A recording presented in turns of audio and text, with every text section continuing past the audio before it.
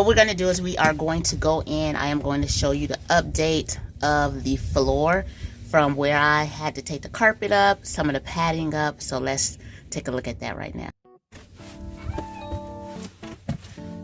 So as you can see, I had to scrape up all of the old linoleum, which there are some pieces that still left here. So scraping up some of the old linoleum on the floor reveals this OSB board, which is oriented strand board, that's below it. And as you can see along the edges, there's still more that needs to be scraped up. But I was scraping that up in between getting actual old outdated carpet up.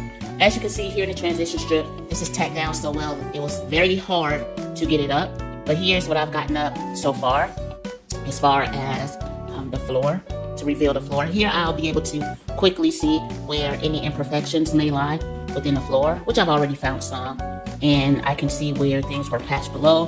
This area right here leading to the basement, we have to get these tack strips up.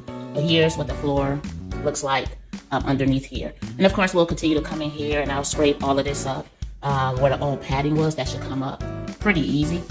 This is the area that has not been touched right here. So once I get back in here, I will have to kind of get over here and scrape this area up as well.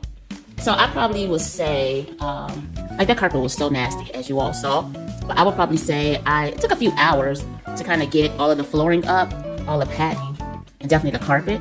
But I still have to get this monstrous area taken care of leading up the stairs. And so that's on the list once I get back over here.